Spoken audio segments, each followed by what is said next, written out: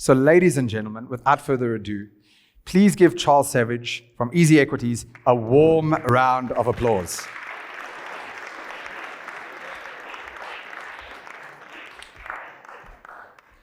Thank you, Charles. How's it? How is it indeed? Recently, I'm exceptionally well. Why? Look, I think we're entering a Goldilocks kind of period. When I say we, it's the royal we. I think as a country, we're in the best place we've been since '94. And there's an energy that is, you can feel, you can taste it, and you can see it. And it might have something to do with the fact that we won the World Cup and we got 3 medals already, or 4 medals at the Olympics. Those all help. But also just as a business, we turned unofficially 10. We launched our game, which I'm sure we'll talk about 10 years ago, almost to the day. In fact, tomorrow, it'll be, 1st of August, it'll be 10 years to the day. But I registered for my own platform 10 years ago, and I tweeted that, and you saw that tweet. And it's, I'm exceptionally well because there's very few startups that ever get to 10 years. I think the statistics are crazy. So I'm exceptionally well because I live in a great country and I'm doing stuff that gets me out of bed early with people that I love. Like I said to you, Charles, I've been using the platform of yours for about 3.5 years. I think I kind of signed up willy-nilly at first, didn't touch it much for about 6 months, then got into it. It helps that we entered into a decent bull run in the last few years again, even locally to a degree because the economy has been quite depressed for the last 10 years. And I was just so impressed with everything that you guys have done. So again, the disclaimer here is that I asked you to be here because I'm just so curious about all of this is. So I want to go all the way back because I think the context matters. And I would love for you to just share a little bit about the audience as to how you even get into this space of starting EasyEquities. I know it doesn't even start 10 years ago. It goes way further back. So what is your history with shares, buying stocks, and then actually building a platform that the country could use? Yeah. So it actually all started on jammy stairs at UCT. So I'll give away my age. That was in 1992, I was at UCT, and I saw cell phones had just entered the game. Not obviously, 3310s, not smartphones. And there were a group of students who I always used to see on the jammy stairs, always on a cell phone. And I was interested in what they were doing. And it turns out they were buying shares. And I obviously heard of the concept, but never endeavored to do it myself. And I approached them on the basis that I'd also love to do that. Like I'd really love to buy shares, and why were they doing it? And lots of questions. And essentially what they were doing actually was day trading, because in those days you had a 7-day settlement cycle, which meant that you didn't have to give anyone money for 7 days. Add in a weekend, and that's a 9-day settlement cycle, which meant you could buy and 9 days later sell, and if you made money, you'd made it without having to give up any money. And I thought that was a great idea as a student. I was looking at multiple ways of trying to make money without using my own money. And that's where the journey started. And I remember right then just thinking how much friction it was, how difficult it was. You had to have a cell phone, you had to have a broker. The broker happened to be Investec, and that was only because his father was a broker at Investec, and you had to be an insider. So that's where the journey started and the intrigue started. I lost a fair amount of money doing that, to be honest. I'll never forget my first investment was a company called Beige, and we used to scream, "Beige is going to go." Never went, and still waiting for it to go. But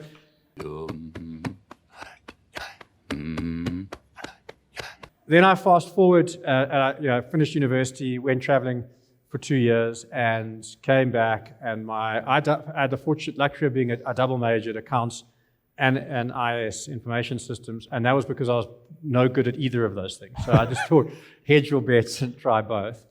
And I came back, and my first job was at Health and Racket, and some of you look old enough to know what Health and Racket is, but for those who don't, it's Virgin Active today. Health and Racket is arguably the first big corporate listed fraud in South Africa, so it precedes Steinhoff by a couple of decades. And my first job was internal audit at Health and Racket. And I wasn't particularly good at this, I got to be honest. And 3 internal audits in, and I've uncovered 3 potential frauds. And my boss, who eventually she was one of the state witnesses, I could just tell every time I found something, she was surprised that I'd found it. And you could tell that she was getting more nervous, because if I could find it, other people were going to find it, that was for sure. And so 3 of those, I was just hating my job. Like, is this what corporate South Africa looked like? And a very good friend of mine, who also double majored, he was selling websites. And I had never been onto the internet. This is now 96. I'd never been onto the internet. In fact, I didn't even know the internet existed, if I'm honest. It's his first day on Wall Street. Give him time. But every time I saw him, he would tell me the story about the latest client whose website he was building and what they were doing, and he just had this enthusiasm and excitement that was contagious. I resigned and joined him to go sell websites back in 1996, and that journey was extraordinary, because I got to expose myself to hundreds of startup ideas and businesses. Some of them were big corporates. We built an intranet for Anglo-American, but most of them were entrepreneurs who believed that the future was going to be digital, e-commerce, and that they were going to have the best, bookstore, best porn site, best every category. And I ended up building all of those in those categories, all of the categories, the first ones. And there were 2 industries that really caught my attention, that I could believe that the internet was going to change the game. The one was travel. It was obvious to me that travel would never be the same again. I mean, why would you walk into a travel agent and book an airline ticket and speak to somebody who'd never been to that country to tell you to go to that country? And, just didn't make sense. Online worked. But I had no interest in being a travel agent. But the other one is that financial services companies were approaching us. And the company that had really caught my attention is a company that's still in the group today, gt247.com. And there were 5 founders, of which one was a South African, the rest were all around the world. And they believed that the future of investing was online. And the minute they said that to me, I connected back to my story at Jamie Stairs, and I said, the future is definitely, that is an industry I want to participate in. And so my journey started then. I built their first website. We started building in 98. We launched in 2000. We launched the 10th September 2001, the day before September 11. Hell of a day to launch into. And I went there with this desire, or this naive belief, that the future of investing was ready then in 2001, that we could go, if we built an online platform, people would come, and that we could change the financial fabric of this country by taking financial services to people who didn't previously have access. And it was very, very naive. We worked out how naive it was when we worked out that there were only, access to the internet was a 28.8K modem. Anyone who's had that experience is not worth doing anything on it. 2 is expensive, exclusive. 3, there were only 2 million credit cards, so people couldn't transact. 4, less than 50% of the country had bank accounts, so how were you going to democratize anything if nobody could access the service? And so I ended up on a journey where what we had built was a sophisticated trading platform, and we took it to sophisticated places to sell trading services. And that took me all the way. That was a $2 million startup, and I was CTO of that group of GT. And that took me on a journey where in 2007, we sold the business to Purple Capital. It's now called Purple Group. It's called Purple Capital, which essentially was Mark Bond's private equity vehicle. And I took over as CEO of GT247 in October 2007. The 27th of November 2007. By the 14th of February 2008, the world had collapsed. And just to give you some context of how badly we'd collapsed, I took all the equity that I had in GT, converted into Purple shares at R2.12, and took over as CEO of that business. And in February, Valentine's Day, I was out with my wife. She was in the restaurant, I was on the pavement, speaking to administrators. We put the business into administration on that night, and we'd made that decision then. And the share price the next day went to 9 cents. So from R2? R2.12. R2.12 to 9. Yeah, so my tenure as CEO, that's my first 3 months in office. And everything that I'd learned, the piece I left out is $2 million startup. We sold it to Purple Capital for 36 million euros. So in 7 years, we'd built this business We had customers in 44 countries. Every single country that we opened shop in was profitable within a 3 to 4 month period. And we were in the top 3 derivatives online platforms in the world, built out of South Africa.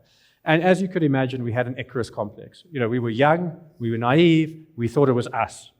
It had nothing to do with us. We were right time, right place, and I guess the best decision that they'd made was they wanted to build a platform. And in that period post-2008, 14th of February, I learned everything about business, about how hard it is and how tough it is.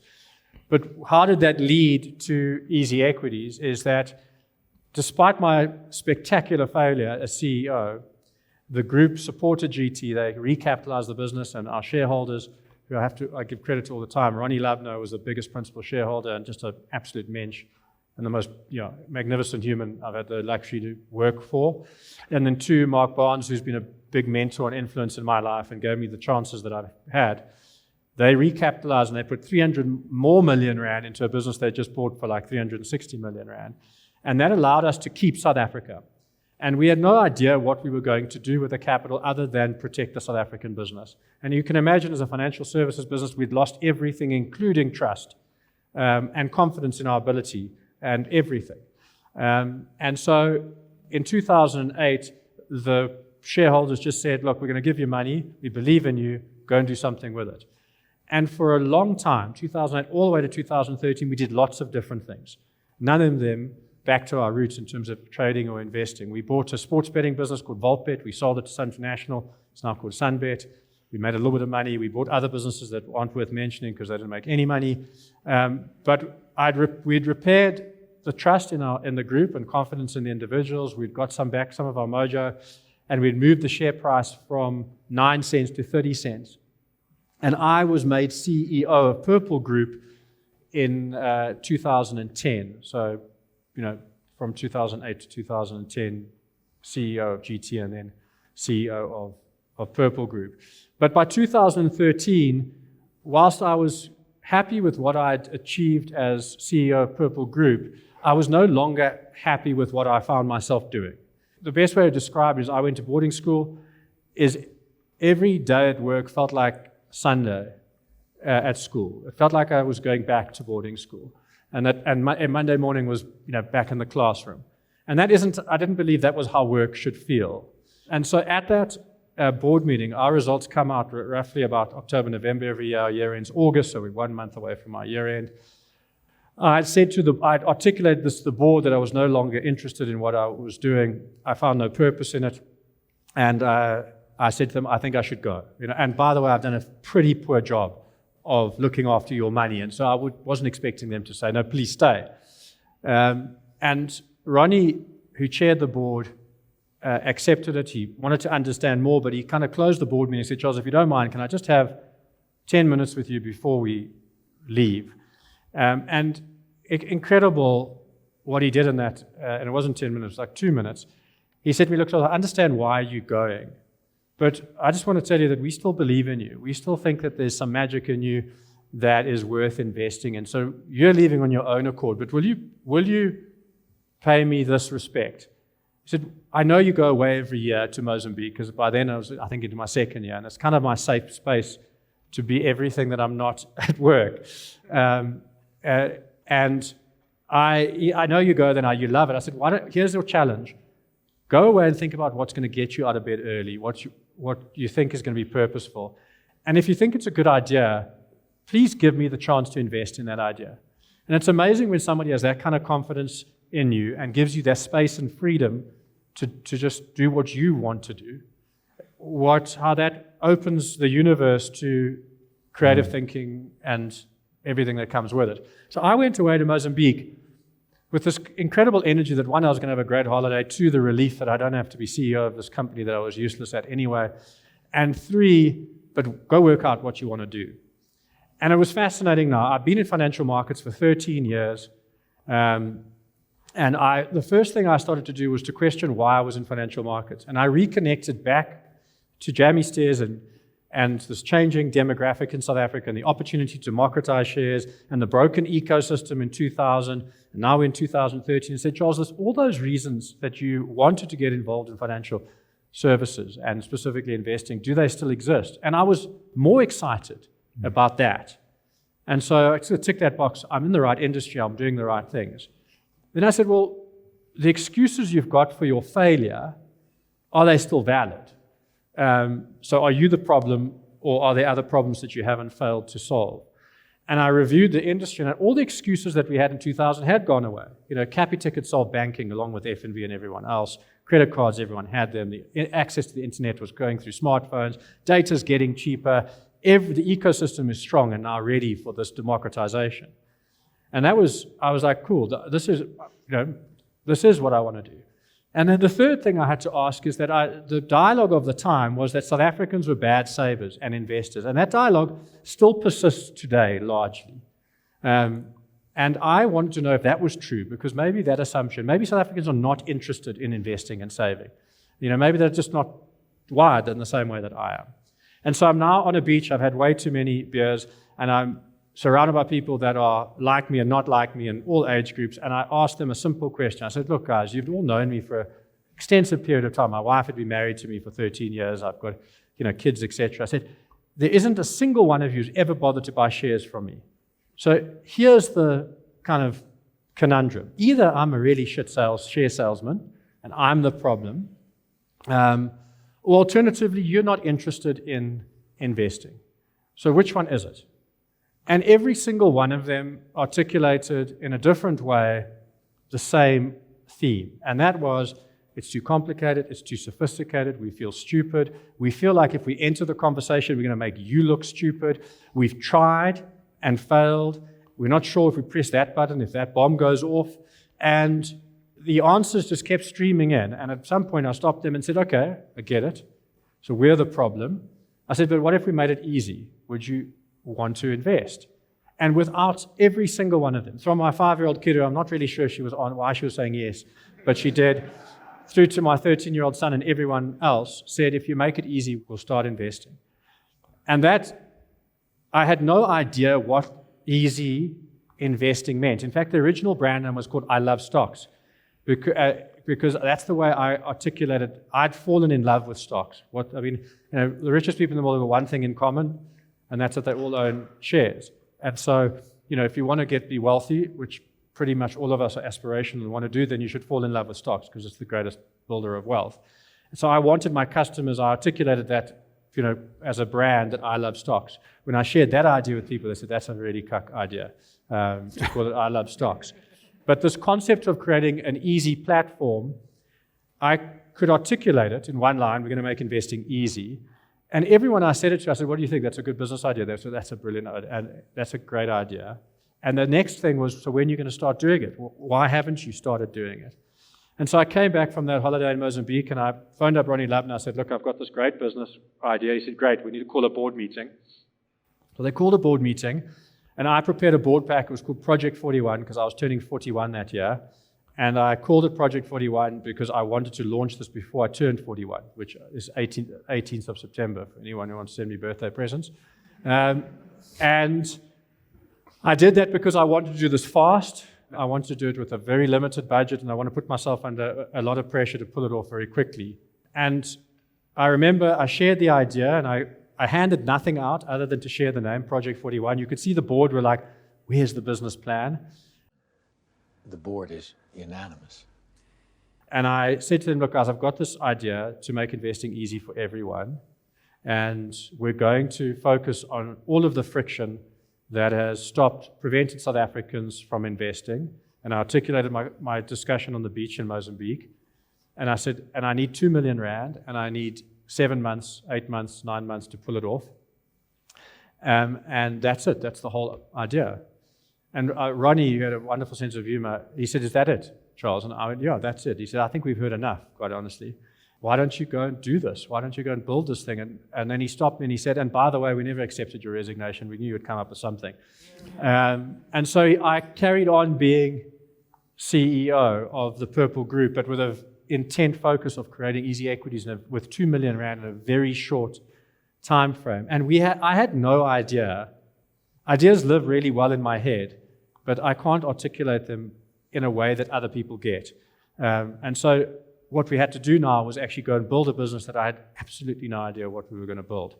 And we created a founding team, and really I picked the founders based on the people who I'd shared the idea with, who were actually they fell in love with the idea faster than I did. And so Elmira Oosthuizen is our Chief Product Officer. He's still with me today. Paul is our CTO. Gary's our CFO. Yaku is our Head of Engineering.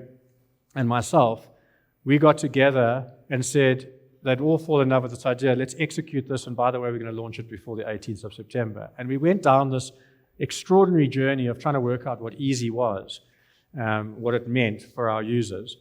And in 6 months, literally by the August, 30th of August, 1st of August, we had built a platform that was ready to go live. And it was built for less than 2 million rand.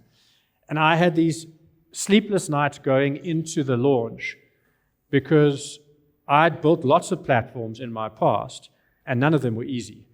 And we had created this anxiety, we had created this expectation. We'd shared the idea with lots of people, hundreds of people that knew about our game that was launching. And we'd created this expectation through the brand that it was going to be called EasyEquities. And my anxiety was, can you imagine launching a brand called EasyEquities? And the first response was how difficult it is to use your platform. That would kind of been the end of the business, right there and then.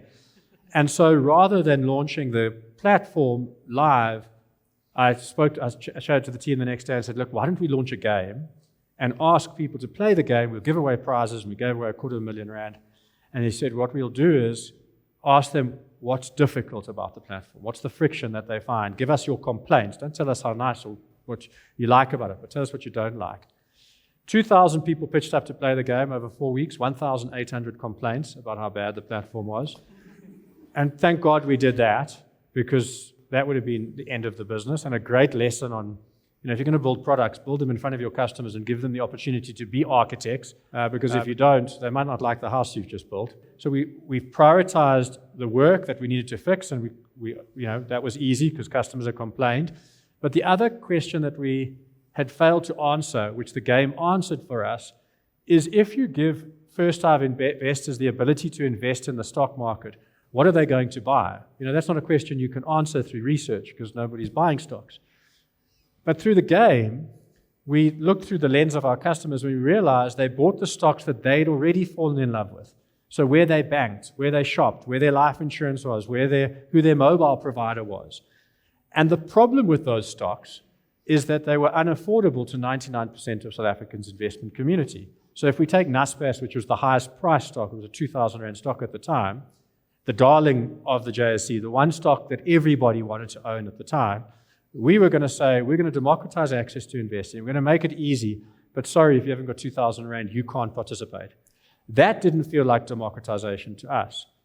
And that was a train smash because we got to a problem that we couldn't solve. The UX issues, the platform issues we could solve. They were just things that we needed to fix on the platform. But we couldn't write to the CEOs of listed companies and say, do you mind making your share price affordable so that South Africans can buy it? But you can't do this to me. I started this company. In the US, they do this, funny enough. I mean, we laugh. In South Africa, we never do it.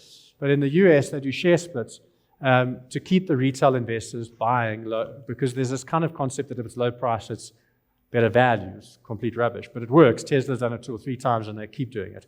But we couldn't do that. And so I said to the team, I said, guys, we can't, as excited as we are about this business and what we're launching, we cannot launch until we solve this problem. And we had no idea how we would solve the problem. And it took us, I can't remember exactly how long, but it was a long time, and lots of sleepless nights, lots of research. And literally, I found the solution by Googling. I came up with this concept of fractional shares in my head and said, let's just Google fractional shares. And I Googled it, and I found fractional shares in the US. They've been around for over 100 years. And in typical American fashion, they realized that as a result of corporate actions, fractions could exist. And if we're going to give fractions to people, we must let them keep it. We can't tell them that we're going to take it away from them. And so they've been around for 100 years. No one had bothered to digitize access to fractional shares. So you couldn't buy or sell them by electronic means, but you could get given them as a result of a corporate action, or you could buy and sell them over a telephone call with your broker. And with much excitement, I said, well, if it exists in America, and the rest of the world's legislation around shares was mostly written by the Americans, because they were kind of first, I came back with the excitement that it must exist everywhere else in the world. And we just failed to find it. And it didn't. It didn't exist anywhere else except Canada. And so the challenge now was we needed to create a contract that replicated this fractional share, and so that it would exist in South African legislation. And that was a 6-week endeavor in legal and compliance and regulatory meetings, which ended up costing us about 5 million rand. So the business plan was, the 2 million budget was now blown on legal and compliance and regulation.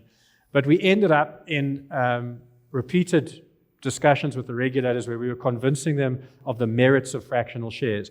Their concern was, if you launch this, everyone's going to invest. And we were going, yes, that's exactly it. And they were going, but they're not ready to invest. And we said, look, we'll do education and all sorts of things. And eventually it got to the point where one of the head regulators, and I won't mention his name, but he stood up and he said, I think this is an incredible innovation for the market, and I'm going to give it my support. And he had so much influence in that room that everyone else said, yeah, we agree. And they didn't have to give us the right, because they couldn't stop us. There was nothing contractually wrong with what we were doing. But what we didn't want to do was launch a business that the regulator was confused about, and then they shut us down incorrectly. You know how much I sacrificed? They couldn't have shut us down, so we wanted their support. And so fast forward 27th of October 2014, we launch what was the first version of EasyEquities. And I never forget just the memories of what happened on that day. The one that really stands out for me is a good friend of mine who now works with me, Justin. He phoned me and said, I think I bought my first share. And I was like, well, what are you confused about? Did the platform let you down? He said, no, it's just so easy that surely that can't be what the experience is like. What's the catch? And so I said, well, let me check. I'll log into your account and check if you bought your first share. And he bought his first share. But that was exactly what we were trying to achieve. Things you can do in 2013 that you can't do. Yeah. So that's where the journey of EasyEquities and getting to the launch of EasyEquities. And it's just been, if you reflect on those things, it was, understand, eliminate the friction that your customers find. If I eliminate the friction that I find in investing, it would be a very small amount of friction. I've been doing it for a long time. So, have a real innate understanding of what your customer friction is, and be honest and transparent about that, and take your ego out of the room. 2 is, in order to build any business, you need to have extraordinary support and faith in you and what you're doing. And you have to find the people that believe in the same things that you do, and with the same level of energy and passion, because startup is hard and they need to get out of bed early, and you're going to find problem statements that you have got no idea how to solve. And then the final point is, when you find those friction points, those challenges are the ones that will separate you from the herd, from the pack. Because in solving those problem statements, you create differentiation that everyone else was too lazy to try and solve. And fractional shares, I'd love to say I had foresight on fractional shares. I'd love to claim it as an innovation. We've patented it, by the way, so we have claimed it as an innovation. But the reason we found it is by looking through our customers' eyes to say, what are they trying to do and what can they do it? And then in solving it, many people have asked me, if there was one thing you took out of EasyEquities today that would have eliminated all of its success, what would it be? And I'd love to say that it's me. It's not, it's fractional shares. And that would have just destroyed the business plan. You did such an interesting thing there in the interview when I was speaking to you. You had asked your customers to play the game and you gave them a 10 grand limit, is that right? Yeah. And so that was when you really picked up, well, if they've got 10 grand and then they spend 2 grand on one single share, it's not that they don't want to buy that share, it's that they're avoiding that because like I buy that one for 2,000, that one for 1,000. Before now I've got like 6 shares or whatever it is. And it compounds. I mean, we're talking about a South African problem, but Berkshire Hathaway at the time was $150,000 stock. You're going to buy one of those. That's not many people. So fractional shares solves a problem in that you can buy the shares that you really want. But 2 is, all of us start a journey with investing in something new with small amounts of money. If you don't, you're just being, foolish. And so for me, if I'm making an investment in a company or a sector or an asset class that I don't understand, I make the investment. Why? Because that's how I learn. I don't play Monopoly.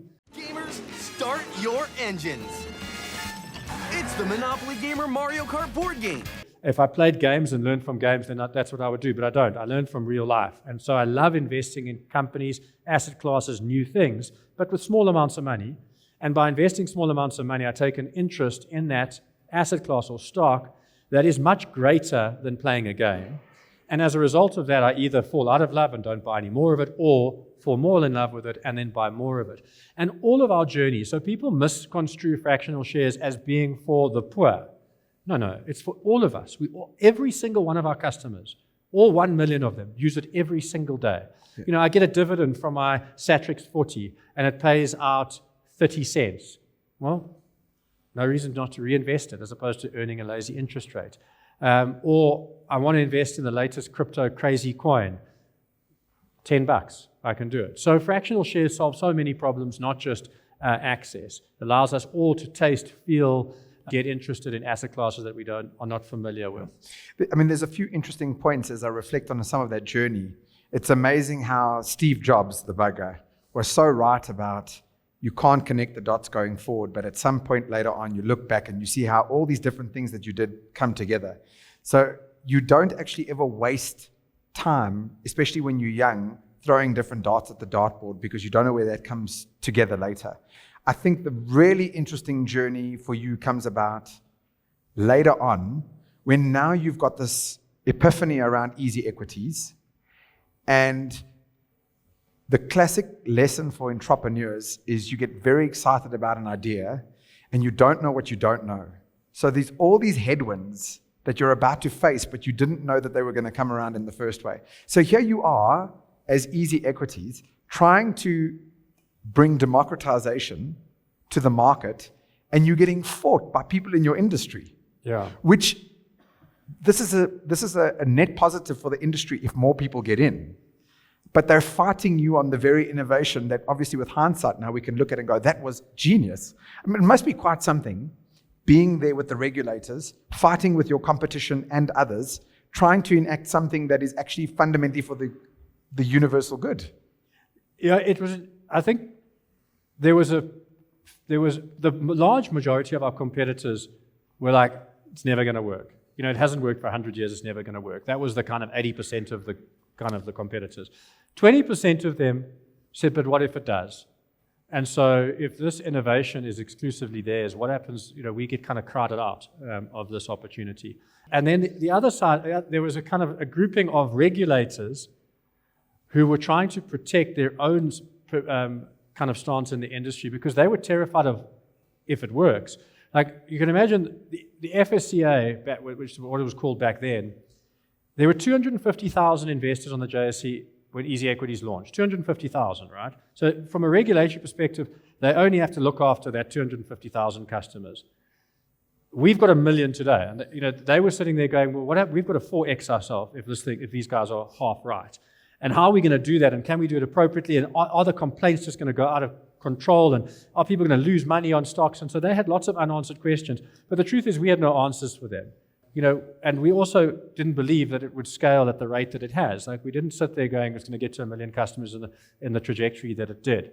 So we paid little attention to the competitors. It was really the energy that came from people who saw it, their energy propelled us forward. I'll never forget, Ince he was the CEO of Ince, and we were about halfway into our journey, and we were sitting in a boardroom, and they were trying to sell us some stuff that we weren't interested in, and then so he shifted the conversation, so what are you doing? And I started talking about EasyEquities. And he literally, he walked out of the boardroom, and then he went to his car, and he came back from his car, and he said to me, Charles, when are you going to launch this thing? Because I want to get heavily involved. I'm not asking to be a shareholder, or I'm not asking to investor, but I want to be right there at the start because I think this thing is going to be bigger than you could ever think of or dream of. And that was the energy that we got. So the more people wanted to shut us down, the less we listened to them. But the more people that actually raise their flag for us, the more momentum and energy. Because it is quite a hard thing as a fellow entrepreneur to block out that noise is quite a trick. But you managed to get through that. You launch post-game now. You said you launched in about October, is that right? So run me through the first, say, few months, 6 months. What is the response like from the market? Yeah. I mean, what's that like for you? It's fascinating because the numbers seem so small now. So outside of everything that I've said, the one piece around democratization. So democratization, everyone must be able to participate. We solved that problem. But the other thing about democratization that we recognized early is that this cannot be a journey that we win on our own. Nothing gets democratized on your own. It's a partnership, it's community, it's all those kind of things. So we knew that our customers had to fall in love with us right from the start. And then the second thing is we knew we had to partner. We had to find other people who had bigger brands, bigger balance sheets, more trust and credibility who believed in this platform. And so we set the business up for our customers to fall in love with us, and we focused on creating these unexpected experiences.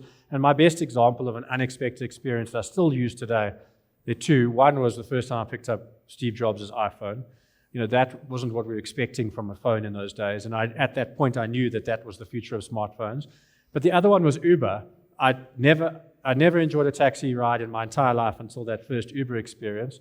And when I got out that Uber, the first thing I did was share it with other people. And so what we were trying to do was create those experiences, and we got it. This is, oh my God, this is too easy. And if it is too easy, then tell your friends how easy it is. So that created some cool momentum. But the other one was partnering. So in the first 12 months, we launched, and our context, because context obviously matters in this. Our biggest business that we talked about was GT. GT in its heyday served about 12,000 customers globally. So that's the biggest business we'd ever created for customers. In the first year of EasyEquities, we onboarded 10,000 customers. I mean, we felt like we'd won the World Cup. But we onboard 10,000 customers every 5 or 6 days now. So it doesn't feel, suddenly feels like we're playing in the Curry Cup. But that 10,000, those first 10,000 customers they became the brand evangelists. They became the Easy tribe. Lots of them got accused of being paid agents of Easy, because they were the ones who went out and told the world, South Africans, about this platform. And that translated into our registrations were accelerating at such a rate. We obviously wanted to understand why. And it was because people were referring the platform. For every one customer that we gained, we got another 65% of a customer. And that's extraordinary. That's unheard of. And so that first 10,000 customers was literally a snowball, but it was starting to accelerate, and we could see that acceleration. And at the same time, we were learning about what we were still getting wrong in the platform. So it's not a snowball that had a course. We had to keep pivoting and moving and have a high degree of agility and keep investing in the platform. I mean, as a simple example, just to tell you how immature the platform was, you couldn't phone in and place a trade. And I'll never forget, the traders were like, Charles, you cannot launch a platform without telephone trading. I said, guys, if we do that, we might build a service that nobody ever wants. Why do that? But about 2 months in, we realized we had to have telephone trading. We had no plans to deploy it. But there were lots of things like that were emerging that we needed to fix. And so we learned fast from our customers. We kept building. We had this high degree of agility. And then, because we were winning with public appeal and our customer confidence, it gave us the confidence to go and take this to a bigger stage. So we started entering these fintech competitions, which were all the rage. The first one we entered was actually the Accenture Innovation Award. Discovery had won it 3 years, I think, in a row, and for me, the most innovative business ever to come out of South Africa. And we decided we were going to compete against them. We were going to go and put little EasyEquities up against them at the Accenture Awards. And we won it. We beat Discovery and a whole lot of, I think, F&B and Discovery. It's still a wonderful moment in our journey. But the real thing that happened at that Accenture Award was we were put on a stage much bigger than this. There must have been 10,000 people, and they were mostly executives. And there were enough executives in the room that saw what we were doing that went, geez, we want to do this with you. And the first one was Satrix, Sanlam. And they approached us afterwards and said, geez, Charles, you've built this incredible platform. We'd love to have it for Satrix. We'd like to use it for our ETFs. Could you give it to us? And because we'd thought about partnering, we had built the business to partner, and we turned around and said to them, look, if you say yes, fast, we'll build it and have it live for you in 6 weeks. And typical corporates are like, whatever, it's never going to happen in 6 weeks. But no. If you give us an answer very quickly, because there are lots of people who want this platform now, no one wants the platform, we will give it to you, and we'll give it to you very, very quickly. And that was literally just before the anniversary of our first year, just before we turned one. And we launched Satrix Now on the 4th of December, so we were 14 months old. But what that did for us as a business was placed us on a stage that had the trust of Sanlam, of Satrix, the biggest ETF issuers, that had won an Accenture Innovation Award against Discovery and F&B, and suddenly we were punching way above our weight class. And we delivered, and we didn't just beat our customer expectations, we were smashing our partner expectations, because I don't know how we did it in 6 weeks, still to this day. I don't think that team slept for 6 weeks, but we did it. And those things become viral. When you keep killing your customers' expectations or your partners' expectations, they talk about it and they say, oh my God, that wasn't what we expected. He delivered. So that first year, we knew we were onto something. But 10,000 contexts in the context of what we've achieved today seems so small. The revenue, which is also a great data point, we made a whole 1 million rand in our first year. All the success, 1 million rand of revenue in our first year. And we were probably 7 or 8 million rand in. So long journey to get our money back on the investment.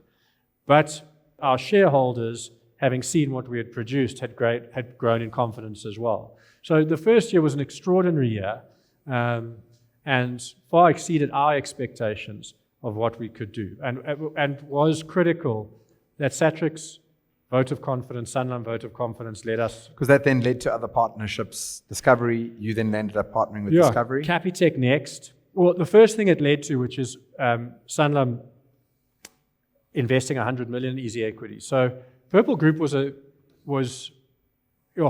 200 million market cap business at the time.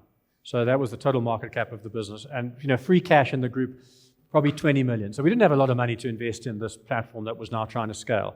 We had this semblance of success. We wanted to invest more money. We had Satrix as a client. 1 year into the Satrix relationship, their exclusivity, we gave them exclusivity. They never asked for it. We just thought it was good manners. And we gave them exclusivity. But having now had exclusivity, they were kind of reluctant to give it up. So we wouldn't mind another year's exclusivity, Charles. We quite like what you guys are doing. And I used it as an opportunity to say, well, if you really like what we're doing, then I'll tell you how you buy exclusivity. This time you become a shareholder. And we need 100 million to really scale this platform. And the business plan, raising 100 million when all you've produced is 10,000 customers and 1 million in revenue, and you've managed to build a platform for Satrix, it's quite hard. But they had fallen so in love with the exclusivity and the platform and what it could do for their business in Satrix that they were prepared to invest 100 million rand. And they invested 100 million rand and only got 30%. It was kind of a miracle, that they did it. And that gave us the capital to really invest in our dreams, to really have no excuses around the future of the group. And that partnership set the platform and led us to Capitec. I mean, part of we visualized lots of these things. As an example, one of the things we visualized when we wanted to build a partner business, we said, who would be the best partner in South Africa for democratization? And we wrote it down on the board, and Capitec was number one. They were the fastest growing digital platform in the country. They were democratizing banking, if you like. And we even said we wanted to be called the Capitec of investing. And the story about Capitec reaching out, they reached out to us. We never had the balls, I guess, to phone Capitec. We were like, they probably don't even know who we are. Anyway, it was December, and I was about to go away on my annual pilgrimage to Mozambique. And I get this phone call, and the guy's name is Francois, and he phones me, Charles, he said, hell of hard to get hold of you, but I'm glad that I have. I know it's December, but I really want to book you into a board meeting with Gerry at Capitec, and I obviously knew who Gerry at Capitec was. We would really like to know if you would be prepared to put EasyEquities inside Capitec. And I honestly, I sat there going, okay, this is someone's taking the piss. I'm trying to go away on holiday. They want me to stay and do some more work. And Almiro, who works with me in partnerships, I shared this with him, and I said to Francois, Francois, if you don't mind, drop me a mail, because I didn't believe that it was, so I could check that what his title is. I'm just between things. But obviously I'd love to. Didn't want to ruin the opportunity. I'd love to do that. Anyway, lo and behold, the email arrives. The date is in my calendar for January, like end of January. We're going to go and present. We're going to go and tell Capitec that we want to be inside the bank. And I just spent 6 weeks in Mozambique just thinking, I can't believe we've got to this point. But it was all of those, milestones that we achieved. And Capitec was the pinnacle of that for us, in that we'd built a business that they were prepared to put their brand alongside. It's very rare that a business like Capitec, with such a strong brand, and Discovery, arguably a stronger brand potentially, is prepared to take your brand and put it inside their real estate. And for both, Discovery was a similar story, an even better story actually, only because Discovery rejected us the first time. So Discovery ran a typical Discovery big corporate. They ran an RFQ. They're going to do investing. We pitched up in the RFQ. We thought we had it. We didn't. We lost, and we didn't hear from them for a while. And then 18 months later, they phoned us. The CEO phoned us of the bank. Hilton phoned me, got hold of me and said, look, Charles, we want to kind of apologize for not choosing you, but would you come back and do it this time? And we met. It was actually in COVID. We met at his house. And again, it was like it was an extraordinary feeling to have these super groups, these super brands want EasyEquities inside. And so all of these anecdotal stories, all part of this story, which is today a platform that has got nowhere near democratizing South African investing. But in the context of South Africa, we've achieved some significant milestones. Yeah, I want to talk through it quickly. You shared some statistics with me about the average age, gender mix, etc. Run me through what the traditional age groups and gender mixes are in the industry and how you line up next to that. Yeah. So traditional industry, 55-year-old white men. That's the customer base of stockbroking.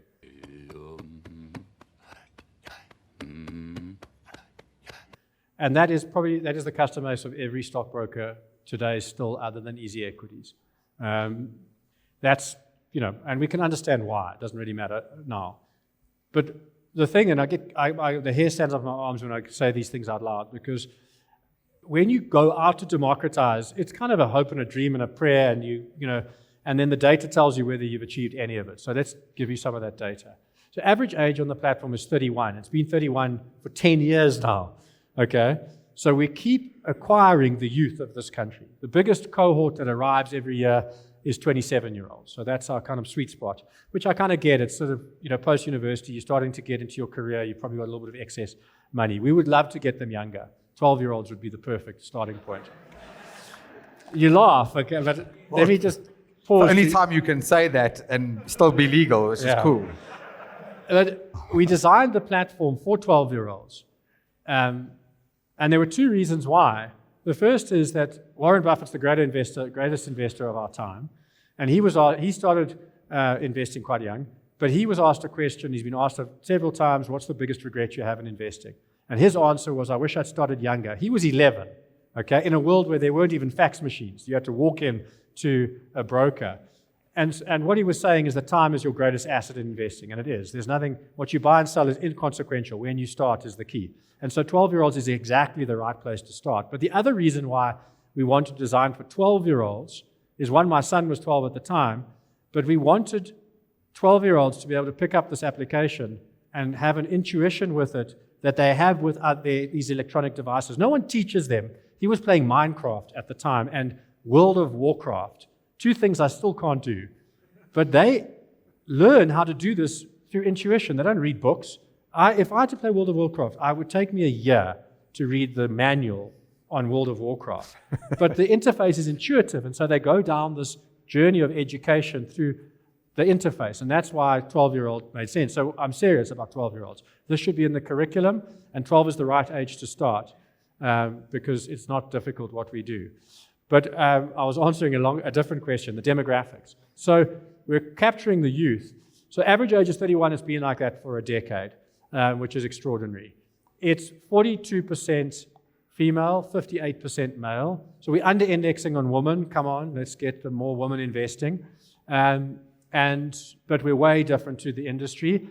And they are black South Africans. They are a perfect reflection of the demographics of this country.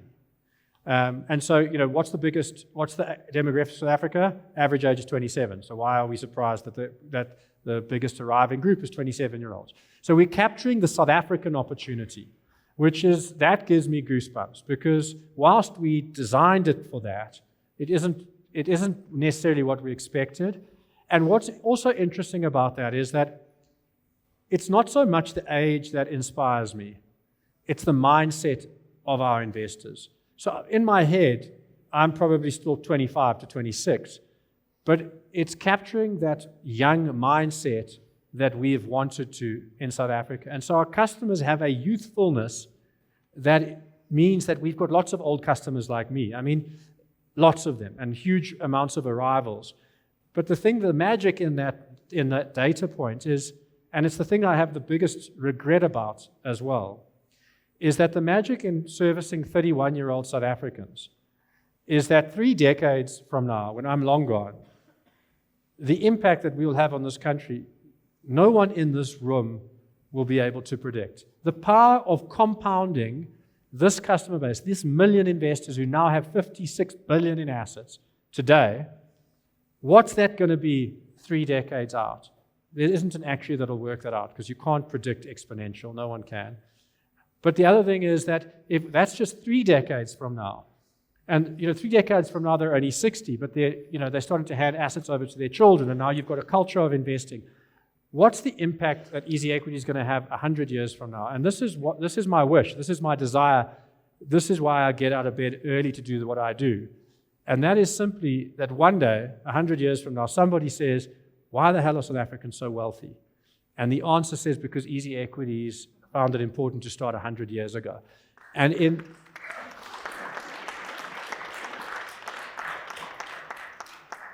building EasyEquities, it is my greatest regret that I don't get to see the fruits of what we're doing.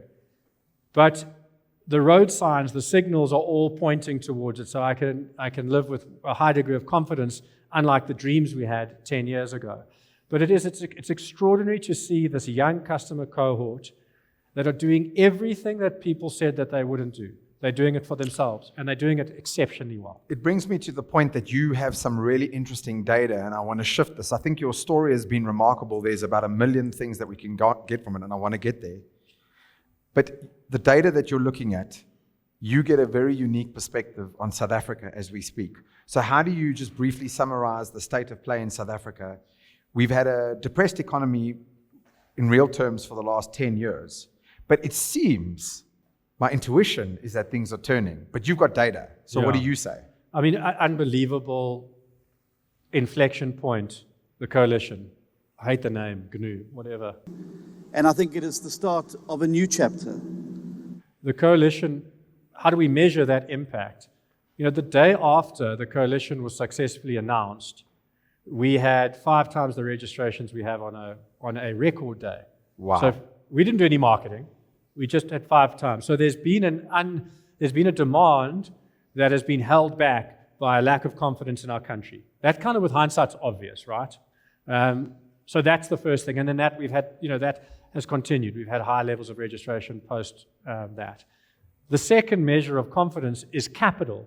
Is more money arriving than was arriving before? And that's up 30% post-coalition.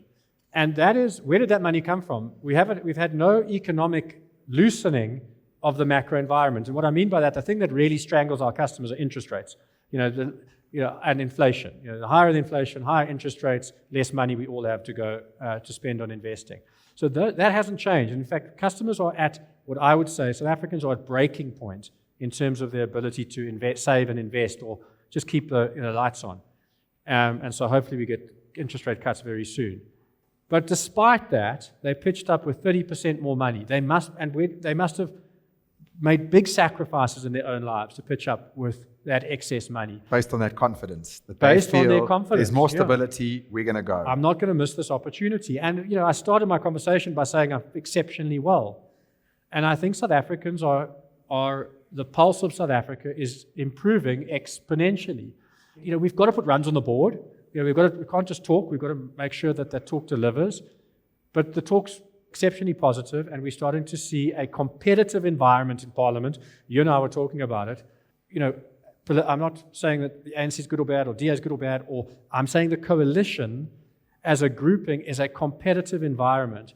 Business thrives in a competitive environment. Monopolies are not good for customers.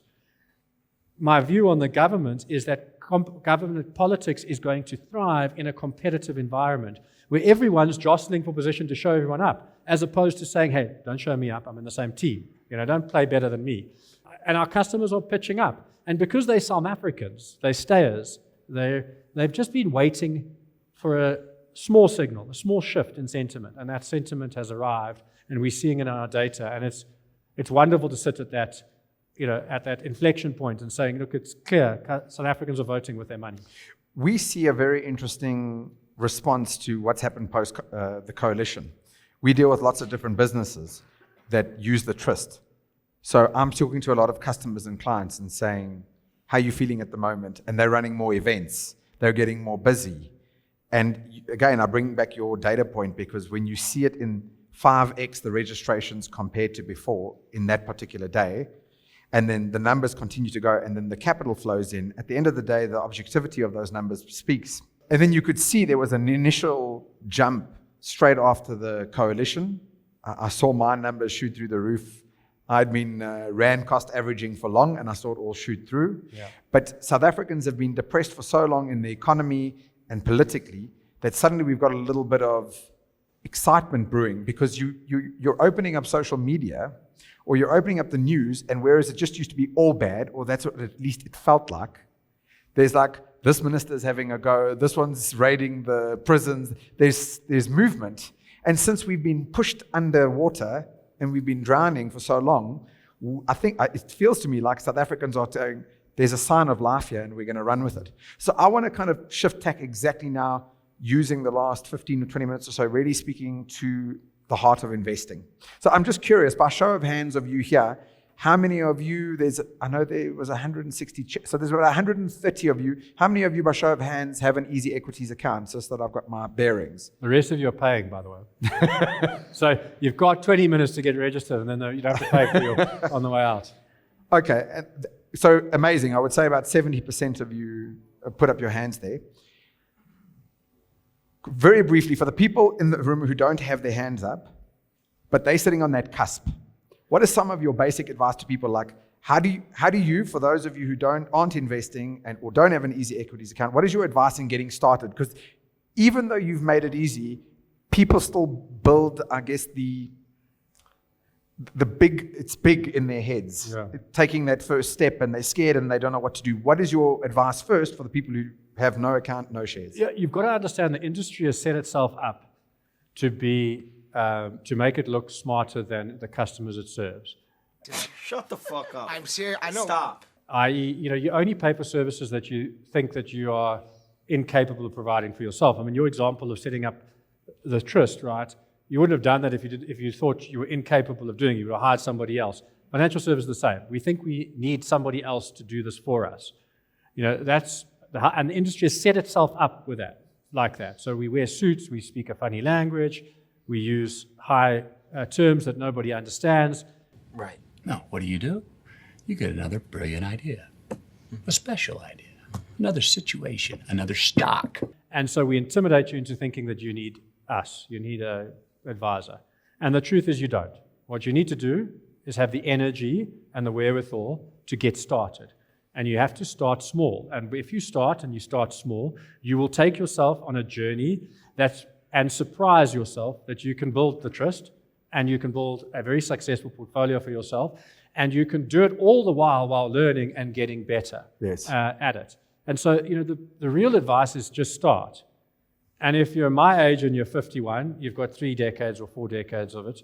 But if you're not, no one ever said, I wish I'd started Later, tomorrow. yeah. Everyone says, I wish I'd started earlier. And so the key is to start with small amounts of money that are meaningful to you, so that you take an interest and you engage. So if you've got 10,000 Rand to invest, don't start with 10 Rand, because that's half the price of a coffee, and that's not going to get you interested. Start with a decent amount of money, and just get interested and engaged, and you will work out that school was tougher than this. I struggled with at school, and I don't struggle with investing. It's a very simple concept. So that first thing is start. Secondly, start in places that have the best place to generate a positive return. What do I mean by that? The industry is laid with fees. And for every fee that you can get rid of, you're giving yourself a positive return. And so go to places that have low-cost infrastructure, and there are structures even within EasyEquities that are cheaper than others. So, the best place to start is your tax-free savings account. One is, it's the best gift government's given us in the last, if there's a scorecard in the last decade, it would definitely be, in my view, tax-free savings account. Why do I say that? One is, it's tax-free. The government doesn't like giving us anything tax-free, so the returns are tax-free. I'm curious, by show of hands, how many, I think it's a 36,000 Rand limit that you can spend per year with a cap of $500,000 lifetime. How many of you put any money into tax-free savings account? So it's actually still quite low. Well, it's about 40% of the room. How many of you hit the cap? So there's definitely space there, because effectively what's going to happen is, if you are investing in any other shares or bonds or ETFs or any of those things, and you make any kind of a capital gains, once you withdraw, you're going to pay.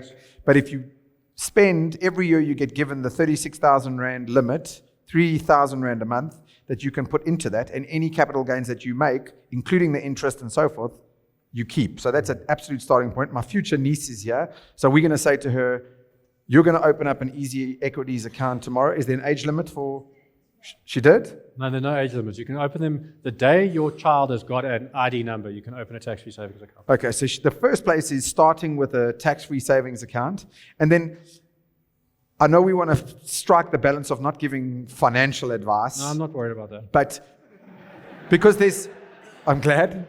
There's tax-free savings accounts, but you can do a bunch of different things with them. So if someone's worried about buying a single stock, would you go do something like, just to get your feet wet, would you go buy a few units of top 40? Yeah, Where would you start? So good news about tax-free savings accounts is that there's only certain products qualify, which means there's a much smaller universe. Choice creates paralysis. So if you've got too much choice, then we don't buy anything.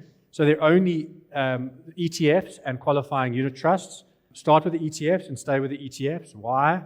Costs again. So ETFs, passive ETFs, are the lowest cost access point to asset management in South Africa. On average, they charge, 30, 40 basis points, so 0.3, 0.4% a year.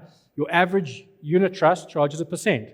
So, they're a distinct advantage, and over 30 years, the impact is enormous. Other good news about passive investing is that passive investing beats 9 out of 10 active investors. Okay, so if you're looking to pick a horse, and you know that the horse you're about to pick wins 9 out of 10 times, then that's a pretty good bet. Yes. So if you pick active, you're picking the horse that wins 1 out of 10 times. So passive is a great place to start. So that ETFs fall in line with passive. Just for... Yeah, and so they are great investments. And there's a small universe of them that covers South Africa, investing in South Africa, investing in the world, and investing in global. And quite frankly, if you buy 10 to 20% of any of those and construct them into a portfolio, you're well ahead of anybody else already. If you are confused about what to buy, on our platform, you can do two things. You can buy a portfolio of these ETFs that an asset manager has selected. Warning sign, they don't do it for free, they charge you. So if you want to pay for it, fine. If you don't, on our platform, you get to look inside to see what they own, and you can just buy what they do for yourself. And so for us, we think we like that kind of environment.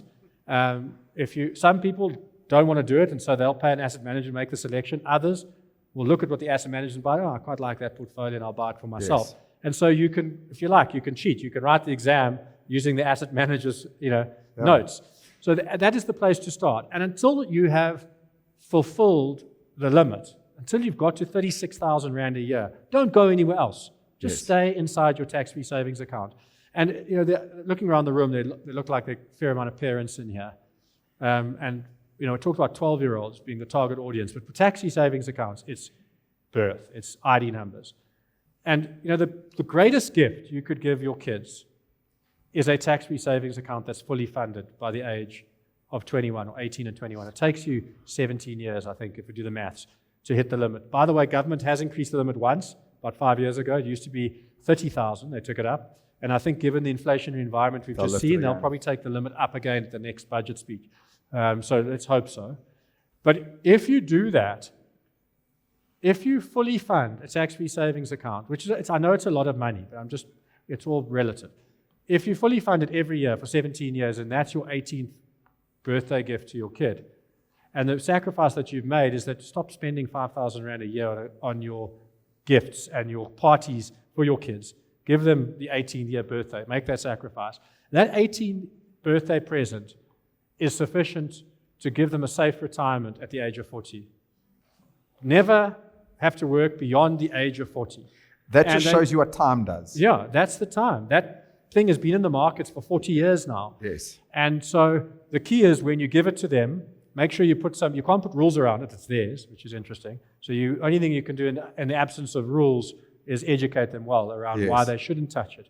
But that's the gift I wish I'd got, and it's the gift that I've given my kids. And my son is 26, and my oldest daughter is 23, and my youngest one is 15, so she hasn't got the keys to her gift just yet. But it's interesting to watch what they're doing with it. And my son, honestly, he walks around and he goes like, you got Trisk Shirley, a pair of new shoes. Those, the hole in the sole. It's like, Dad, but if I do that, I've got to withdraw from my tax-free savings account. He's created too much friction around his toe. My daughter is in Cambodia teaching English, and she swapped that for experiences rather than a safe retirement. And for me, the biggest influence in my life was travel. And so, I'm not saying it's also a great gift. It's a wonderful gift, and I certainly wouldn't be CEO if I didn't travel as much as I did. But that's what a fully funded tax-free savings account can give you: a safe retirement, the ability to travel, experience, all those kind of things, or start a business with your own capital. So that's the place to start, and don't go beyond that until you've filled it up. And then let's not get into what you can do beyond that. But once you've done that for yourself with that amount of capital, you won't need any help on anything else that you need to do. So 2 things. I found out recently I'm going to be a dad. So that ID number is getting filled. We're setting up an EasyEquities account for baby shambles over there. Are you listening, future wifey in Zurich? We're definitely doing that, because if you go run those calculators, I really want to urge you to go do this. Go run the compound interest calculator. And so let's say, just pick an amount. Let's say you put in 1,000 Rand a month into the calculator. And you just take the interest rate where it's at right now, and it'll fluctuate over time, but you just go look at what that is. So you keep putting in 1,000 Rand every month. You're making, say, 8% interest, which a bank will give you risk-free. I'm just giving you as an example. And you just watch what that does, even if you just stayed at 1,000 Rand a month. You don't go up with inflation. Go look at what it looks like, 10 years, 20 and 30. And the key thing you want to go look at is, at the end of 10 years, how much of the money came from you, your 1,000, how much of it came from the interest compounding on each other. Then look at that at 20, then look at that at 30. And then you'll be like, I ran this experiment recently. I'm an experimenter because I'm an entrepreneur. So for the last year, I set up 2 accounts where I've been buying the indexes, 2 indexes, even split. So I've been buying the local index for top 40 in South Africa, which is a really easy purchase. Let's say you say, I'm going to put 5 grand into the local top 40 companies. It's 1 purchase done. I'm going to put the same amount of money into the S&P 500. And then on the other side, I've been playing, this is aside from the normal thing that I've got, I've been picking some stocks on both ends that I thought I'd win. So what's the result been? To your point, the indexes have both beat. The passive investing has beat the active. I've had some spectacular wins. I got into NVIDIA in October last year. That shot through the roof. You don't even want to see what that is. Okay. I also invested in Sasol. So there's that. I also invested in Shopify. And so it's crazy. I've had some huge wins. Amazon, I invested in through the roof. Tesla, I bought some easy ones low. And even with those big wins, because it's a lot like gambling, you go to the casino, you're like, NVIDIA, through the roof. And you're not telling people, Shopify. NVIDIA is a great story. I mean, it's a great story because it's not an overnight success. It's been around 20 years. But it's been on our platforms from 2007. And so we went and did a data analysis of our customers. The highest returning customer invested 70,000 Rand in 2017 and has got 10 million Rand today. I was hoping that he was, kind of 27. He's not. He's 47, but well done to him anyway. The average return on NVIDIA, was 800%. Now that's the part, if you can democratize access, 800% can turn a small amount of money into a lot of money in anyone's books. But the thing that I love, this debate gets overdone, active versus passive. It isn't that debate. It's about what meaningfully engages you and keeps you interested. Yes. So I love your active story. My portfolio, for those that care, is all active because mine is purple. Like I don't, invest in what you know and what you understand, what you believe in. I find it hard to find another stock that outweighs my purple belief. But that's not good investment advice. But what I do love about investing in other companies is that I think it's much easier to identify a good entrepreneur or a good business than it is to build one, having built one. Yes. And so I love that. And I love the engagement of owning Tesla and reading the annual report and feeling like Elon reports into me, not the other way around. And so NVIDIA, which I've owned for a long time as well, I've loved watching that emerge and then understanding the story intrinsically and be able to pin my flag to the NVIDIA mast. If you look at portfolio kind of construction or science today, the biggest pension funds in the world are running 60% passive, 40% active. So if you like, they buy the index return and guarantee with 60% of their money, and then they back themselves to find the next NVIDIA, the next Tesla, the next Purple Group, the next whatever, with the 40%. And that's exactly how, if I had to give advice, that's what I would do. And the 60% is quite boring. Like S&P 500, okay, whatever. But it gives a bloody good, boring return. And then you just keep doing this again and again and again. Much better than interest rate does. But what I love about the 40% is there's behavioral science in there that keeps you engaged, that keeps you coming back, that keeps you learning. I mean, the most I've ever learned in my life was being a shareholder in two companies, Amazon and Apple. If I wasn't a shareholder, I don't think I ever would have pitched up as much as I did to listen to Steve Jobs talk, because I felt that I needed to understand it. And so being a shareholder is a private gateway to the strategy of these superstars, rock stars, incredible individuals, and you have the right to ask questions. And they can't say no, even if you've just got one little fractional share. So I love the active-passive combined, 60 kind of 40, and I love the engagement that comes, the conversations, the wins, the losses, as long as the net result is up. And I've been backed several times in my life where people, it made no sense for them to do that at the time, but they believed in something in me. And then you and I had a conversation, and then I went and put a few bob in Purple Group, and then I'm trusting in all of you to go sign up for your EasyEquities account so that I can double my money quickly. What I want to do is I want to give you guys a gap to just maybe ask some questions. So I'm going to just quickly get up from here. Won't you give me that? Who's got a first question for Charles? We'll run this for a few minutes because I'm sure you've had enough of mine. And here's the first question. All right, thanks, Mark, for the opportunity. And thanks, Charles, for speaking to us. Very interesting. So I have a question. Why not separate EasyEquities from Purple Group? Because, I started investing in using the platform very long, in 2015, I think. But it was so interesting, and I wanted to invest in EasyEquities. But when you go on the GSE, you couldn't find EasyEquities. And then you get to do some research and find out that it's owned by Purple Group. But then Purple Group is a bit cluttered by a lot of things going on there. And you want EasyEquity because it's fintech-based, it's future-based. Why not take it outside of Purple Group? Cool, thanks. Good question. So we're doing the opposite. We're taking everything outside of Purple Group that isn't easy anymore. So if you look at the Purple Group today, there isn't very much clutter left. We've invested in the businesses that fit the easy ethos, purpose statement, and we've made some changes in their brand. So, for example, it used to be Emperor Asset Management, it's now Easy Asset Management. So we think Easy Asset Management is a key part of what we need to do for our customers, and so it fits inside the group. And so Purple Group really is the Easy Group as it is constructed today. We have, outside of what I would say are long-term easy assets, we literally have an investment in real people, which is a debenture structure. And it's a long-term debenture structure, and we can't get out of it, and there's no real reason to get out of it.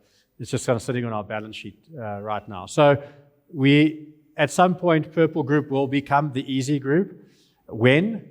I don't really know, and that sounds like kind of a cop-out, but it's not a priority for us right now. I mean, if you think about us as a group, firstly, we're just 250 people. And I say that having come from a staff base of 30 people 10 years ago. But 250 people have the capacity and time, energy, and priority stack to do the things that drive the business the fastest. They don't have the time and effort to do the things that are also nice to do. And so it would be very nice to change the group, but will it create any value? No, not in our view. Not today. In the future, I think it will. And so, you know, it's just not something that's a priority for us right now. But if you've watched our trajectory, you would have noticed that I think there's only one brand in the group left that isn't EasyEquities, and that's gt247.com. And that'll get rebranded Easy Trader in the weeks ahead. And then Purple Group is the last one, and that'll eventually become Easy Group. And so Purple Group is fundamentally the Easy Group of the future. It's just a brand that hasn't. And I do take your point. It's hard to find. The association between Purple Group and EasyEquities is not easy to establish. And that's why I wear EasyEquities t-shirts and not Purple Group t-shirts. And an interesting story on that, just a funny one. I travel economy, and I'm used to standing in queues. I'm at the international departures, going through customs. And I'm wearing, as I always do, I always wear my EasyEquity stuff. And over the loudspeakers, said, Mr. Savage, please come to the front of the line. And I'm thinking, what have they found? Like, I'm in deep trouble here. And the custom officer called me to the front and said, you know, you're probably wondering why you've been called to the front. And I'm like, yeah. I said, I just wanted to shake your hand and say thank you very much. My whole family invests in EasyEquities. And so go through, Mr. Savage. So I agree with you. Purple Group doesn't serve the purpose, and one day it will be the Easy Group. I love that. I'm going to come to you guys. So I'm going to come there, and there. I'm giving my esteemed videographer and the cameraman the question because he's been working so hard. But I will just please remember when I ask next, there, and there was there. Jonathan, make it a goodie, my angel pie. You know I always do. Charles, your story is amazing. So from one South African to another, I'd like to commend you on the creation of this platform. I want to, and also your first 13 years, it was a bit of a laugh, but I think the makings of an autobiography are also there. So, I wanted to take it back to your emphasis or like your excitement around youth in the country. I know you hate the acronym GNU, you call it GNU. But now that we have a new minister of basic education, is the impetus there on your part personally to take EasyEquities and approach the minister and make it part of the curriculum? Because we all know that our numeracy and our literacy rates in this country need a lot of work. And I think a platform like this that is gamified, that has an interesting and interactive UI, that gets the kids engaged, gets them learning almost surreptitiously, I think there is a strong case to be made for that. So do you have the impetus? That's such a great question and insight. I listened to Franz Cronier. We got him to speak to the Easy community last week, and he highlighted the numeracy problem in the country. So 6% pass rate in maths, I think, is the number. And if we're going to solve South Africa's problems, we can't have a 6% maths problem, maths. And my response, which I said publicly after that, was why don't we make that problem our problem as EasyEquities to solve? And take the lessons and learnings of the last 10 years, to take what is a seemingly complex concept and make it easy and see if we can apply it in maths. And so I very much believe that we can play a role Again, it would be something we'd want to do in partnership. And interestingly, there is an intersection with Easy because the better you're at maths, the quicker you'll work out that you need to be investing. So it's good for us as well. I competed against a guy. I did these fintech competitions. We ended up doing, I think, 27. We won 17. I lost spectacularly in Hong Kong to a Chinese guy who solved the maths problem in China. And so I'm going to reach out to him and see if he's willing to come and try and solve the problem here in South Africa and see if we can play a role in solving that literacy problem. Education is at the center of everything we do. We've got an online academy.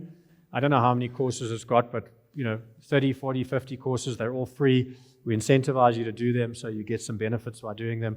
But yeah, your point taken, and it is a good challenge. I think it is our responsibility as a business to try and solve this literacy problem and to play our part and to take our lessons learned and apply them in the school system. And you highlighted the fact that there's a new Minister of Education. I think we've got enough of a case study to stand in front of it, I think it's her, and say, look what we've done. Wouldn't you like to be the person who sets that framework and owns that case study inside the schools? Because really what we just need is an access point. We'll do the rest. If you give us the ability to inject a curriculum into the schools, I'll 100% do it. I mean, my head of marketing, Carl, was chairman of one of the private schools here, which he did for 2 decades. He's intrinsically involved in education, and we want to play a part. So, yeah, great question and great insight, and I do think we've publicly now said it twice, that it should be our responsibility, and so we must go and do it now. Good evening, everyone. Actually, Charles, thanks very much for the platform, actually, EasyEquities. Actually, I'm on the platform. By the way, my name is Saki. I've been on the platform, I think it's 2 years now. Actually, my question is around drive fee, actually, because I just want to get an understanding. What was an intention behind the drive fee? Because I feel like drive fee impedes on an impetus of an investor. Some investors might not invest and be encouraged to invest because they are being charged a fee whenever they don't have a positive account on an EasyEquity or something like that. Because if we are about democratization, the drive fee might be an impediment to an investor. I feel like probably there was supposed to be drive incentive instead of drive fee being charged to not have a positive account. Yeah. But I think it should be the other way around. To be incentivized for having a positive account. It's also a great question, and thanks for your views on it. Let me tell you the problem that it was designed to solve, and then let me give you what I think is a fair exchange of value between us and the customer base. So the problem it was designed to solve was that as interest rates went up, people were finding it more difficult to save, to invest. The rest of their life continued. So they were still spending on the same things that they needed to spend on, but their investing activities, which sits, if you think about it, and all of you can just be honest with yourselves for a second, investing it's the money that you've got at the end of your income statement. It's the last thing, what's left. And so if your income statement is getting more expensive because of inflation, interest rates are going up, your investing activities start to sacrifice. When what should be happening is you should be sacrificing across your income statement. You should be looking for savings across your income statement so that everyone sacrifices at the same level, investing activities continue. That's the problem statement that we saw. Every single interest rate that went up is every single customer went down. So we said, how are we going to respond to this? How do we engage the customer and, if you like, penalize them for that behavior or reward them if they pitch up? And what's the fair exchange of value? What's a fair trade? And guys, internally, I proposed the idea 16 months before it got internal approval to go live. So it wasn't like we just woke up on a Sunday and launched it. And so here's the trade-off we came to. We said the positive behavior that we're trying to engineer is simply pitch up and make a deposit. I.e., if you pitch up and make a deposit of any value, R1, you avoid the Thrive fee. If you don't have R1, so we went further because we don't believe that any South Africa hasn't got R1. That's accessible. You're able to make that. But let's just say that we're wrong and you don't have R1. Then you can pitch up with your time and do an online education course and avoid the fee.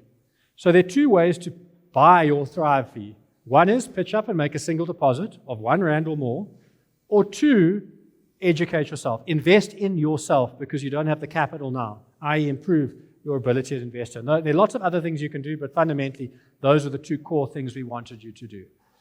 And we realized that if we don't penalize you, you're not going to change your behavior. You're not going to, no one's, please do this. That doesn't work. You've got to penalize. You've got to put it, and how did we come to the penalty? Why was it 25 Rand, not 50 Rand or 500 Rand? Why was it 25? And we said, look, 25 Rand is half the price of a cup of coffee in this country. And if you think about the time and effort that it takes, it's 2 or 3 minutes to walk into a coffee shop, you spend 25 Rand, no one complains about that experience. So we said, okay, what we're asking you to do is the same. We're asking you to pitch up for 2 or 3 minutes of your time and avoid the Thrive fee, or alternatively, you can pay for the coffee. And that's the trade exchange that we created. And it created a storm in a teacup because people said to us, you're no longer democratizing. But you must go back to what I said at the start.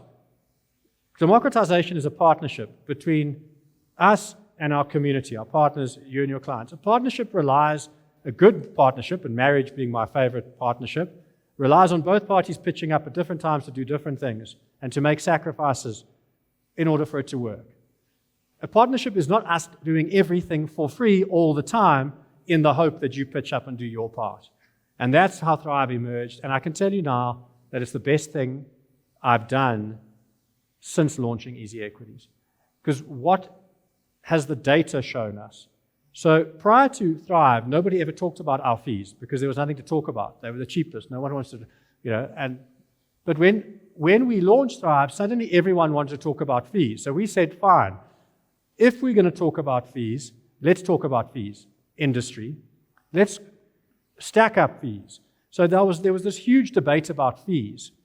Guess what? We're still the cheapest. You can't, I'm not picking on anyone, I'm just going to tell you, if you go to Standard Bank, their minimum account fees are 100 Rand. They're 4 times more ours. And other platforms are more expensive and less expensive, but we're a long way cheaper, and you can avoid ours. You can't avoid Standard Banks.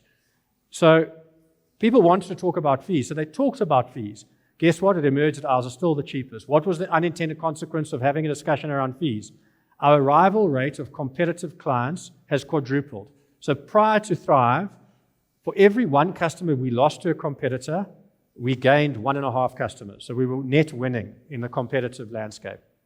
Today, for every 1 customer I lose as a result of Thrive fees, I gain 4 from competitors. So it's been a net inflow of customers. And I'm acquiring customers from all of the institutions that wanted to talk about fees. So that's been very encouraging. The other thing that's really encouraging is that there are 2 types of people in this world around behavioral kind of finance for me. Those that are prepared to play the game and gamify the experience and earn the rewards. Vitality, a great example. I'm one of those people. I have worked out everything on Vitality. I maximize the system because it saves me a lot of money and I'm prepared to invest my time to do that. There are other people who go, I just want to pay for the privilege.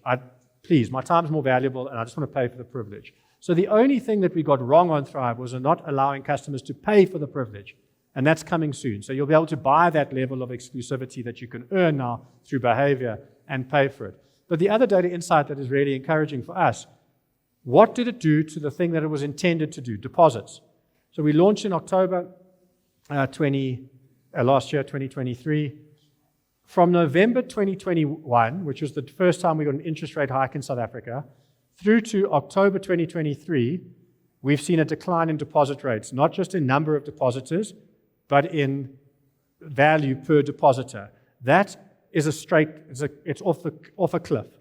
And so we designed this specifically to attack that. So it would not be successful unless it turned that around. Since implementing Thrive, 35% increase in number of depositors and value of deposits made. And that happened on the day after we launched Thrive. That momentum shifted.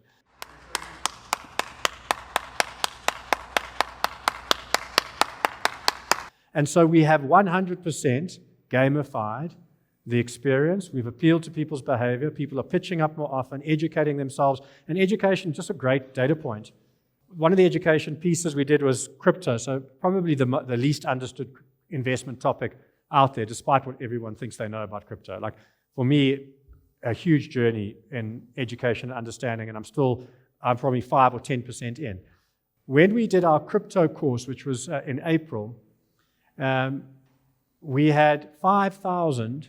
We served 5,000. It was a 15-minute course. It was the longest course we've done. It took about 15 minutes to complete, and it was supported by 15 multiple-choice questions. We had 5,000 people complete the course successfully on day one of launching that course. Think about, and that avoided the Thrive fee. So 5,000 people pitched up to educate themselves on crypto so that they could avoid a 25 Rand fee.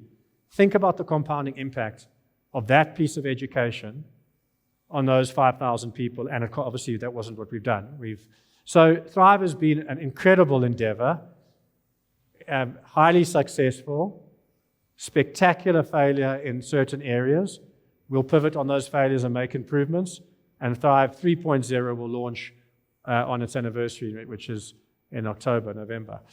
So yeah, I agree with you. It's easy to stand on the other side and say that it's anti-democratization. I think it completely speaks to democratization. It gives people to earn a right that isn't about money, but it's about pitching up and investing your time.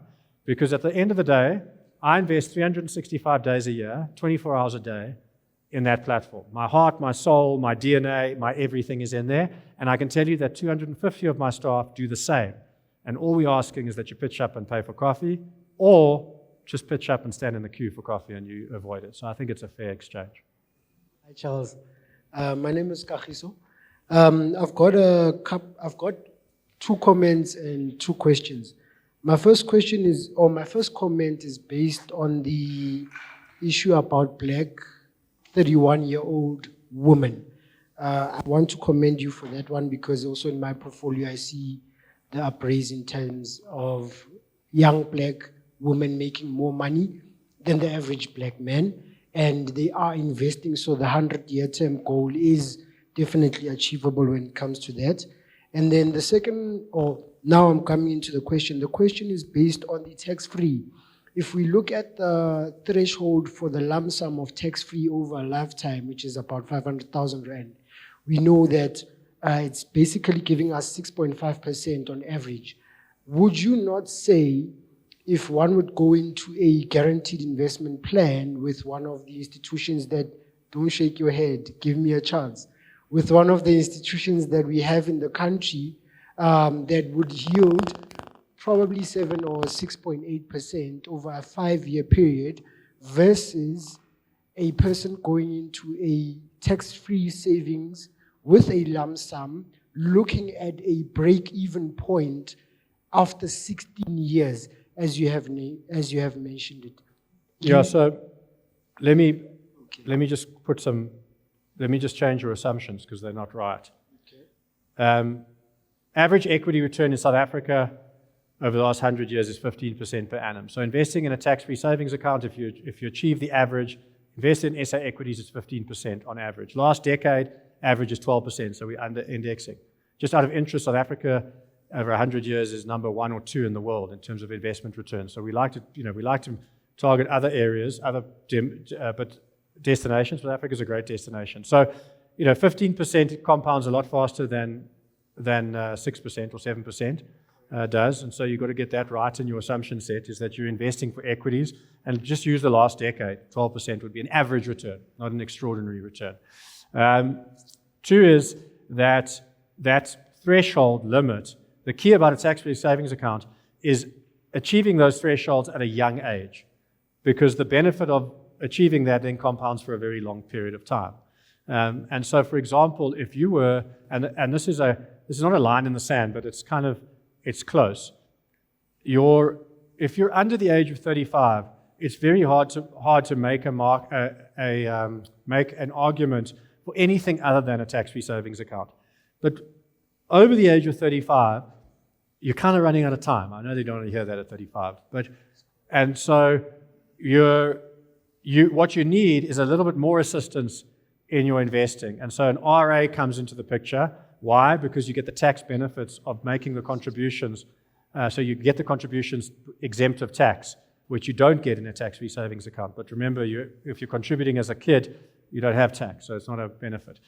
And so my point is the tax-free savings account isn't the right answer for everyone, but for the youth of this country, there is no better investment.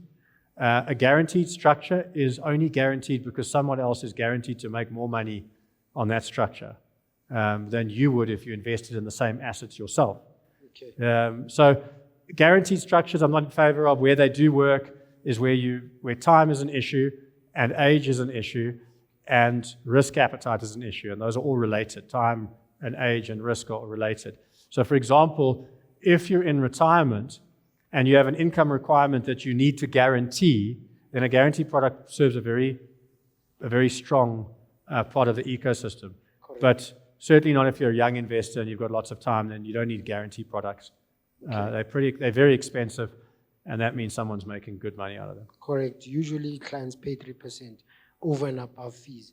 But on my side, when it comes to just to close my question, when it comes to the volatility of equities, I understand that you are also measuring the age gap, as you just highlighted.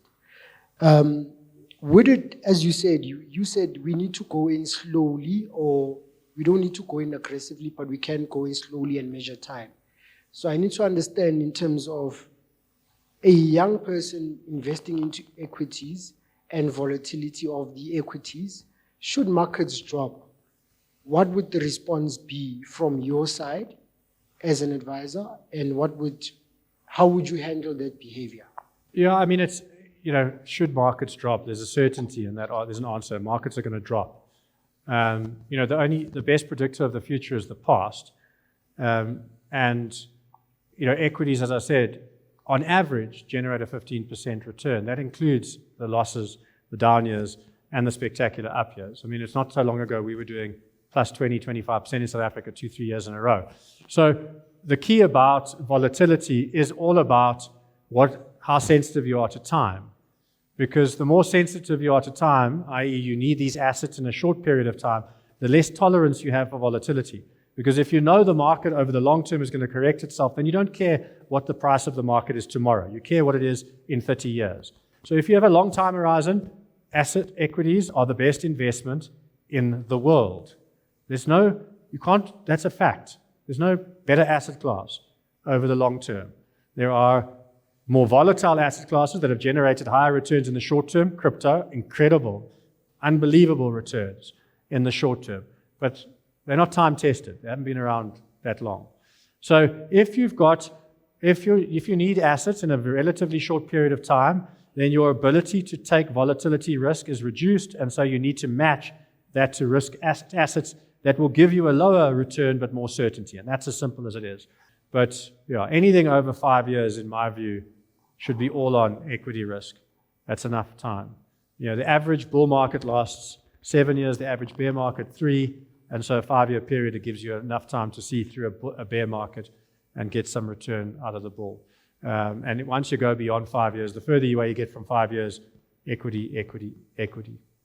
No, that's true. And then thank you so much. And then in terms of the crypto insider, I think a lot of us are not aware of the information that is sent out in terms of crypto, as you did say yourself, with the exposure that you have yourself.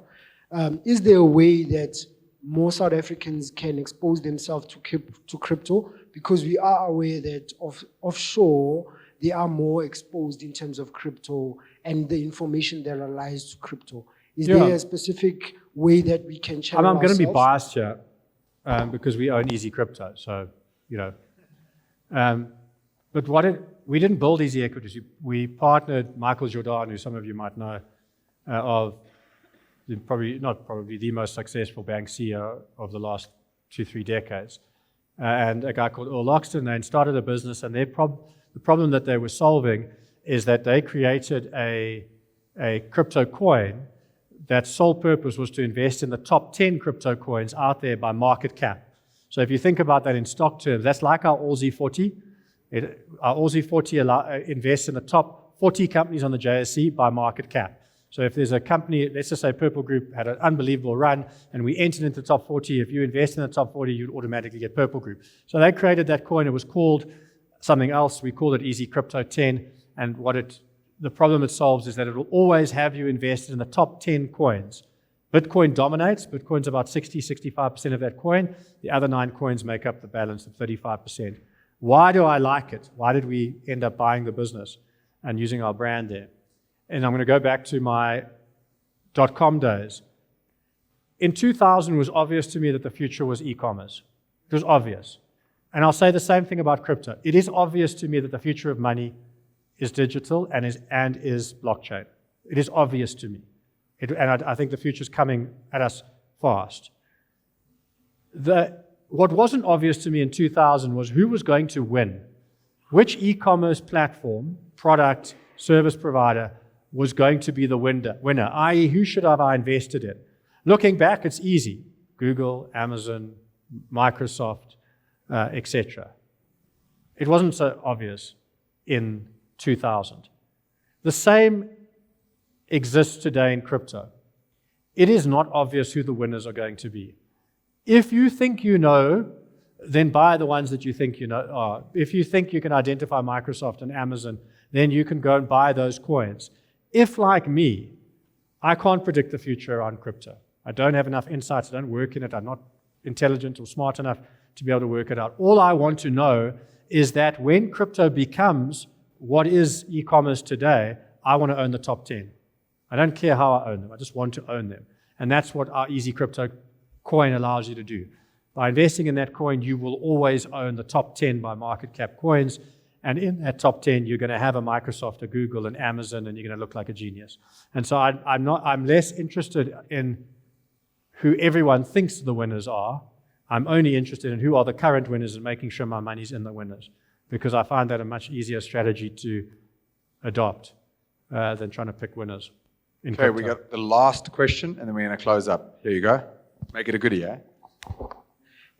Good evening. I just wanted to ask, comparing the equities and other asset class, like property. How has it been since you started with the EasyEquities maybe 10 years ago? Which one has been good between property and the equities? Yeah, I mean, South African property is all about location. Property's always been about location. But if and I'm assuming most of you live in Joburg, then my commiserations on property. I personally, I've owned my property since 2008. I bought it after the crash, and the property market crashed, so you'd think I had a good entry price. I bought it from a deceased estate, another nice way to get a good bargain. And 16 years later, it's worth less than I paid. So, spectacularly poor investment. And so, for those of us who live in Joburg, property's been horrific. But I'm from Cape Town, and my Cape Town friends love to show me how much money they've made from their property investments. And they kind of signal that they're geniuses, and it's only because they chose the right place to live, not necessarily the right investment. And so, South Africa and the rest of the country is kind of between Cape Town and Joburg in terms of property returns. And so property's been on average, a very poor investment in South Africa. Typically, it delivers very close to what the inflation rate is, and typically follows an equity market as well. But it never outperforms equities, never, over the long term. So I think, my view on property in South Africa is that we're coming out of especially in Gauteng, we're coming out of 2 decades of horrific property prices. If we get some runs on the board, if Gauteng government starts to put some runs on the board, I think we'll see a big return in property value, a big kick off the low that we're at. But they need to get runs on the board. Potholes need to be fixed, infrastructure needs to work, water needs to flow. So for me, I'm still kind of bearish on property because it's not a problem you can fix tomorrow. We've got 2 decades of underinvesting in infrastructure, and if you live in Gauteng, there's no demand for your house. If you live on the Atlantic seaboard, everyone wants to buy it.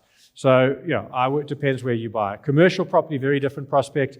I don't think the world has worked out yet whether work from home or in office is going to work. I think it is going to end up exactly in the middle. And so I don't see commercial property being the same value, having the same value or luster that it had in the past.